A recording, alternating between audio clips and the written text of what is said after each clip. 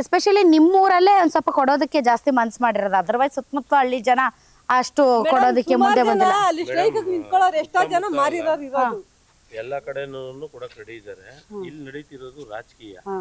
ಇಲ್ಲ ಇಲ್ಲ ಇಲ್ಲ ಹಂಗೆ ಹೇಳ್ಬೇಡಿ. ನಾನು ಎಲ್ಲ ಈಗ ಆಲ್ರೆಡಿ ಈಗ ಒಂದು 4 ಹಳ್ಳಿ ನೋಡ್ಕೊ ಬಂದಿದ್ದೀನಿ. ಎಲ್ಲರೂ ಏನ್ ರೆಡಿ ಇಲ್ಲ ಮೇಡಮ್. ಇಲ್ಲ ರೆಡಿ ಇದ್ದಾರೆ. ನೀವು ನಿಮ್ ಮಾತಾಡಿ, ನೀವು ಬೇರೆಯವ್ರದ್ದು ಮಾತಾಡ್ಬೇಡಿ.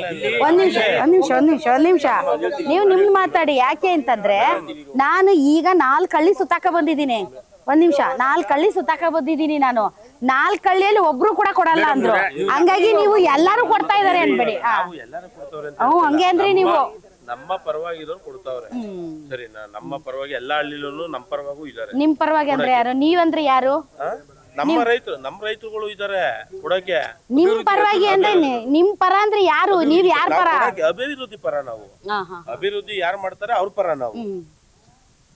ಅವ್ರ ಪರ ಇದೀವಿ ನಾವು. ನಿಮಗೇನ್ ಅಭಿವೃದ್ಧಿ ಆಗುತ್ತೆ ಇಲ್ಲಿ? ನಿಮ್ ಮನೆ ಮಠ ನಿಮ್ ಜಮೀನು ಎಲ್ಲ ಕೊಟ್ರೆ ನಿಮ್ಗೇನ್ ಅಭಿವೃದ್ಧಿ ಆಗುತ್ತೆ? ಮೇಡಮ್, ಇಂಡಸ್ಟ್ರಿಯಲ್ ಬರುತ್ತೆ, ಒಳ್ಳೊಳ್ಳೆ ಕಂಪ್ನಿಗಳು ಬರುತ್ತೆ, ಒಳ್ಳೊಳ್ಳೆ ಸೈಟ್ಗಳು ಕೊಡ್ತಾರೆ. ಬೇಕಾಗಿರೋ ಅವಶ್ಯಕತೆ ಬೇಕಾಗಿರೋಷ್ಟು ಅಮೌಂಟ್ ಇಸ್ಕೋತೀವಿ.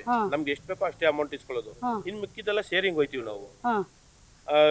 45% commercial ಕೊಡ್ತಾವ್ರೆ, 50% residency ಕೊಡ್ತಾವ್ರೆ. ನಾವು ನಮ್ಗೆ ಅವಶ್ಯಕತೆ ಎಷ್ಟಾಯ್ತೋ ಅಷ್ಟು ಮಾತ್ರ ದುಡ್ಡು ಇಸ್ಕೋತೀವಿ. ಇನ್ ಮಿಕ್ಕದ್ದು ಶೇರಿಂಗ್ ಹೋಗ್ತೀವಿ ನಾವು. ಎಷ್ಟು ವರ್ಷಕ್ಕೆ ಅದು ನಿಮ್ಗೆ ಕೈಗೆ ಸೇರೋದು? ಅಂದ್ರೆ ಈಗ ಈ ಒಂದು ಟೌನ್ಶಿಪ್ ಆಗೋದು ಮತ್ತು ಆ ಟೌನ್ಶಿಪ್ ಅಲ್ಲಿ ಎಲ್ಲ ಕೈಗಾರಿಕೆಗಳು ಬರೋದು, ಸೈಟ್ಗಳು ಆಗೋದು, ಇದೆಲ್ಲ ಟೌನ್ಶಿಪ್ ನಿರ್ಮಾಣ ಆಗೊಂದು 10 ವರ್ಷ? ಮೇಡಮ್, ನಮ್ಗೆ ಗೌರ್ಮೆಂಟ್ ಹೇಳ್ತಾ ಇರೋದು 3 ವರ್ಷ ಕೊಡ್ತೀನಿ ಅಂತ ಹೇಳ್ತಾ ಇದಾರೆ. ಮ್ಯಾಕ್ಸಿಮಮ್ ಒಂದು 10-15 ವರ್ಷ ಆಗುತ್ತೆ. 10-15 ವರ್ಷ ಆದ್ಮೇಲೆ ಆಗುತ್ತೆ. ಅಂದ್ರೆ ನಿಮ್ಮ ಅಪ್ಪ ಅಮ್ಮನ ಕಾಲಕ್ಕಂತೂ ಸಿಗಲ್ಲ ಮೇಡಮ್. ನಿಮ್ಮ ಅಪ್ಪ ಅಮ್ಮನ ಕಾಲಕ್ಕಂತೂ ಸಿಗಲ್ಲ, ಅಂದ್ರೆ ಅವ್ರು ಇರೋವರೆಗೂ ಸಿಗಲ್ಲ ಅಂತ. ಹೌದು ಮೇಡಮ್, ಸಿಗಲ್ಲ. ಇವಾಗ ಒಂದ್ ಸರ್ಕಾರ ಇವಾಗ ಇನ್ನು 2 ವರ್ಷ ಇರುತ್ತೆ. ಇವಾಗ ಈ ಗೌರ್ಮೆಂಟ್ ಬಂದ್ರೆ ಇನ್ನ ಫಾಸ್ಟ್ ಆಗಿ ಮಾಡ್ತಾರೆ. ಈ ಗೌರ್ಮೆಂಟ್ ಬಂದಿಲ್ಲ ಅಂದ್ರೆ ಸ್ವಲ್ಪ ಲೇಟ್ ಮಾಡ್ತಾರೆ. ಅಲ್ಲಿವರೆಗೆ ಕಾಯ್ತೀರಿ ಪಾಪ ನೀವು? ಕಾಯ್ತೀವಿ. ಇವಾಗ ಏನಂತ ಅಂದ್ರೆ ಕೊಡಕ್ಕೆ ರೆಡಿ ಆದ್ಮೇಲೆ ಕಾಯ್ತೀರಾ ಬಿಡಿ. ಕೊಡಕ್ ರೆಡಿ ಆದ್ಮೇಲೆ ಕಾಯ್ಲೇಬೇಕಲ್ವಾ?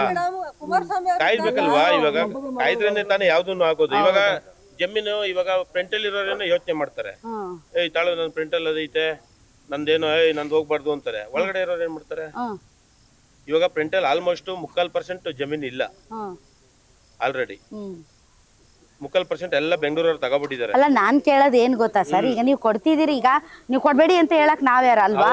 ಸೊ ನಿಮ್ಮ ಸ್ವ ಇಚ್ಛೆ, ನಿಮ್ಮ ಜಮೀನು, ನಿಮ್ಮ ಮನೆ, ನಿಮ್ಮ ಮಠ, ನಿಮ್ಮ ಊರು, ನಿಮ್ಮ ಗಲ್ಲಿ, ನಿಮ್ಮ ಬದುಕು, ನೀವು ರೆಡಿ ಇದೀರಿ ಕೊಡಕ್. ಅದ್ರಲ್ಲಿ ಯಾವ ಅಭ್ಯಂತರನೂ ಇಲ್ಲ. ನನ್ ಕನ್ಸರ್ನ್ ಏನು ಅಂತಂದ್ರೆ, ನೀವು ಕೊಡ್ತೀರಿ ಖರೆ, ಈಗ ಕೊಡ್ತೀರಿ, ಈಗ ನಿಮ್ಗೆ ಎಷ್ಟು ಬೇಕೋ ಅಷ್ಟು ಹಣ ಇಸ್ಕೊತೀರಿ. ಆದ್ರೆ ಆ ಒಂದು ಯೋಜನೆಯ ಲಾಭ ನಿಮ್ಗೆ ಸಿಗಬೇಕಂದ್ರೆ 10 ವರ್ಷ ಕಾಯ್ಬೇಕು ನೀವು. ಆ 10 ವರ್ಷ ಮಟ್ಟ ಏನ್ ಮಾಡ್ತೀರಿ? ಹೌದು ಮೇಡಮ್, ಇವಾಗ 20 ವರ್ಷನೇ ಕಾದಿದೀವಿ. 10 ವರ್ಷ ಅಂದ್ರೆ ಒಂದ್ ಕಡೆ ಜಮೀನು ಇರಲ್ಲ. ರೆಡ್ ಝೋನ್ ಆಗಿ ಅಲ್ಲ ಸರ, ಆಮೇಲೆ ಜಮೀನು ಇರೋದಿಲ್ಲ. ಈಗ 10 ವರ್ಷ ಅಂತ ನಿಮ್ಗೆ ಹೇಳಿದಾರ ನಿಮ್ಗೆ? ಅಲ್ಲ, ಎಷ್ಟು ವರ್ಷ ಆಗುತ್ತೆ ಅಂದಾಜಲ್ಲಿ ಟೌನ್ಶಿಪ್? ಕೊಡ್ತಾರೆ ನಮ್ಗೆ. ಅದರಲ್ಲಿ ಇಷ್ಟು ವರ್ಷ ಡೆವಲಪ್ ಮಾಡ್ಕೊಡ್ತೀವಿ. ಎಷ್ಟು ಅಂತ ಹೇಳಿದಾರೆ ನಿಮ್ಗೆ? 3 ವರ್ಷ ಅಂತ ಹೇಳಿದಾರೆ. 3 ವರ್ಷದಲ್ಲಿ ಒಂದು ಟೌನ್ಶಿಪ್ ಆಗುತ್ತೇನ್ರಿ ಮೇಡಮ್? ಅವ್ರು ನಮ್ಗೆ ಕೊಡ್ತಾರಲ್ಲ ಡೆವಲಪ್ಮೆಂಟ್ಗೆ, ಅವ್ರು ಕೊಡ್ತಿರೋದು ಬೇರೆ. ಯಾರಿಗಾದ್ರೂ ಕೊಡ್ಲಿ, ಆಗಲ್ಲ ಕಣ್ರಿ. ನಾವು ನೋಡಿದೀವಿ ಇಷ್ಟು ವರ್ಷದಿಂದ. ಪ್ರಾಕ್ಟಿಸಿ. ಇದು ನಿಮ್ಮ ಜೀವನಗಳ ಪ್ರಶ್ನೆ. ಇದು ಅವ್ರು ಮಾಡ್ತಾರೆ ಇವ್ರು ಮಾಡ್ತಾರಲ್ಲ, ಇದು ನಿಮ್ಮ ಜೀವನದ ಪ್ರಶ್ನೆ. ನೀವು ಜೀವನದ ಪ್ರಶ್ನೆ ಇದು. ಸೊ ಈಗ ಕೊಡ್ತೀರಿ, ನೀವು ಇಮಿಡಿಯೇಟ್ ಆಗಿ ಏನ್ ಮಾಡ್ತೀರಿ? ನಮ್ಮ ಬೆಂಗಳೂರು ಹತ್ರದ್ರಿಂದ ವ್ಯವಸಾಯ ಮಾಡಿ ಸಾಯ್ಬೇಕು ಅಂತ ಅನ್ನೋದು ಏನಿಲ್ಲ. ಈಗ ವ್ಯವಸಾಯಗಾರರ ಪರಿಸ್ಥಿತಿ ಏನಿದೆ ನಿಮ್ಗೆ ಗೊತ್ತಿರುತ್ತೆ.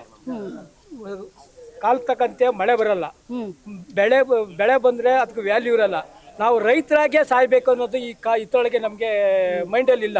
ಈ ಪ್ರಪಂಚದಲ್ಲಿ ನೋಡ್ತಾ ಇದ್ದೀರಾ, ವ್ಯವಸಾಯಗಾರನಿಗೆ ಏನು ಬೆಲೆ ಇದೆ. ಆದ್ರಿಂದ ಬೆಂಗಳೂರಿಗೂ ಅಭಿವೃದ್ಧಿ ಆಗಬೇಕು, ನಾವು ಅಭಿವೃದ್ಧಿ ಆಗ್ಬೇಕು. ಇದು ಒಣಭೂಮಿ. ನೀವು ನೋಡಿರೋದು ಒಣಭೂಮಿ ಏನಿಲ್ಲ. ನಾವು ಬರ್ಬೇಕಾದ್ರೆ ನೋಡಿದ್ವಿ ಒಣಭೂಮಿ ಅಂತ ಹೇಳ್ಬಿಡಿ. ನೀವು ಮೈನ್ ರೋಡ್ ನೋಡಿದ್ರೆ ಅಷ್ಟೇ, ಮೈನ್ ರೋಡ್ ಬೈರಮಂಗಲ ಕೊಚ್ಚರಿ ನೋಡಿದ್ರೆ ಅಷ್ಟೇ. ಇಂಟೀರಿಯರ್ ಪ್ಲೇಸ್ ನೋಡಿ. ಮಳೆ ಊದ್ರೆ ಉಂಟು, ಮಳೆ ಇಲ್ದಾರ ಇಲ್ಲ. ನೀವು ಮೇನ್ ರೋಡ್ ಅಲ್ಲಿ ನೋಡಿದಿರ ಅಷ್ಟೇನೆ. ಒಣ ಬೇಸಾಯ ಅಂತ ಒಣ ಹೇಳಿ ಬೇಸಾಯ, ಬರಡು ಭೂಮಿ. ಒಂದ್ ನಿಮಿಷ, ಬರಡು ಭೂಮಿ ಅಂದ್ರೆ ಏನ್ ಗೊತ್ತಾ? ನೀವು ರೈತರು ನಮಗಿಂತ ಚೆನ್ನಾಗ್ ಗೊತ್ತಿರುತ್ತೆ ನಿಮ್ಗೆ. ಬರಡು ಭೂಮಿ ಅಂತಂದ್ರೆ ನೀವು ಒಂದ್ ಬೆಳೆನು ಬೆಳೆಯಕ್ಕಾಗಲ್ಲ, ಮಳೆ ಬರ್ಲಿ ಮಳೆ ಬರ್ದೇ ಇರ್ಲಿ. ಭೂಮಿ ಅಂತ ಹೇಳಿಲ್ಲ, ಒಣ ಭೂಮಿ ನಾನು ಹೇಳ್ತಾ ಇರೋದು. ಒಣ ಭೂಮಿ ಎಲ್ಲಾ ಕಡೆ ಇರ್ತದೆ. ಒಣ ಭೂಮಿಲಿ ಮಳೆ ಉದುರು ಉಂಟು, ಇದ್ರ ಇಲ್ಲ. ಅಕಸ್ಮಾತ್ ಒಂದ್ ಬೋರ್ ಹಾಕ್ಸಿವಿ ಅನ್ಕೊಳ್ಳಿ, ಆ 1000 ಅಡಿ ಕೊರ್ಸಾದ್ರು 5 ಲಕ್ಷ ಖರ್ಚಾಗುತ್ತೆ. ಯಾಕಂದ್ರೆ ವ್ಯವಸಾಯ ಮಾಡ್ಬೇಕು, ವ್ಯವಸಾಯ ಬೇಸಾಗ್ಬಿಟ್ಟದೆ. ನಾವು ಈ ಪ್ರಪಂಚದಲ್ಲಿ ವ್ಯವಸಾಯಗಾರ ಸಾಯ್ಬೇಕು ಅನ್ನೋದು ಏನಿಲ್ಲ. ನಮ್ಮ ಮಕ್ಕಳು ಸ್ವಲ್ಪ IT-BTಗೆ ಹೋಗ್ಬೇಕು, ಹೋದ್ರೆ ನಮ್ಗೆ ಈ ಹಣಕಾಸು ಇದೆ. ಈಗಲೂ ಹೋಗ್ಬೋದು IT-BTಗೆ. ಯಾರಾದ್ರೂ ತಡೆದವ್ರೆ ನಿಮ್ ಮಕ್ಕಳನ್ನ? ದುಡ್ಡು ಬೇಡವೆ? ಇವಾಗ ನಾವು SC/ST ಕೇಳಿ ಮೇಡಮ್, ನಾವು SC/ST ನಮ್ ಜಮೀನ್ ಯಾರು ತಗೊಳ್ಳೋದಿಲ್ಲ, ತಕೊಂಡ್ರು ಅವರು ಧೈರ್ಯ ಮಾಡೋದಿಲ್ಲ. ಇವಾಗ ಪರ್ಮಿಷನ್ ನಾನಾ ತರ ಕಾನೂನು ಕಟ್ಟಲೆ ಇದೆ. ಇವಾಗ ನಮ್ಗೆ 2.5 ಕೋಟಿ ಕೊಡ್ತಾ ಇದ್ದಾರೆ. ಇವಾಗ ಅಕಸ್ಮಾತ್ ನಮ್ಗೆ ತೊಂದರೆ ಬಂತು, ದನಗಕ್ಕೆ ಮಾರ್ತೀವಿ 10 ಲಕ್ಷ 20 ಲಕ್ಷ. ಅದೇ ರಿಯಲ್ ಎಸ್ಟೇಟ್ ಅವರು ಈ ನಿಲ್ಸ್ಬಿಟ್ಟು ನಮ್ಮನ್ನ ಕೇಳ್ತಾರೆ.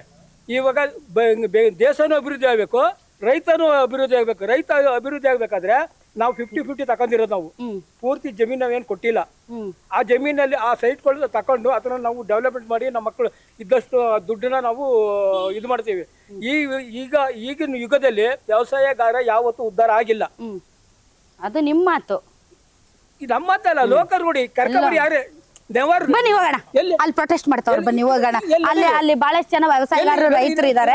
ಅವ್ರ ಎದುರುಗಡೆ ಹೇಳಿ, ಇಲ್ಲ ವ್ಯವಸಾಯದಿಂದ ಏನಾಗಲ್ಲ ಅಂತ. ವ್ಯವಸಾಯ ಒಂದ್ ನಿಮಿಷ, ಆಯ್ತು ನಾನು ಇನ್ನು ಕೇಳಿಲ್ಲ ನಿಮ್ದು, ನಾನು ಅವ್ರ ಜೊತೆ ಮಾತಾಡ್ತಾ ಇದ್ದೀನಿ. ಒಂದ್ ನಿಮಿಷ ಈಗ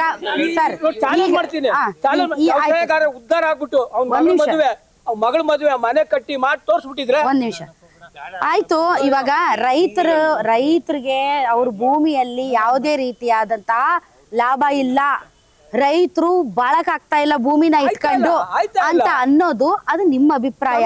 ನಿಮ್ಮ ಅಭಿಪ್ರಾಯಕ್ಕೆ ವಿರುದ್ಧವಾಗಿ 1000 ಜನ ಅಲ್ಲಿ ಸೇರವ್ರೆ. ನೀವು ಬನ್ನಿ, ಬನ್ನಿ ಹೋಗೋಣ ಈಗ್ಲೇ, ಹೋಗೋಣ ಅಲ್ಲಿಗೆ.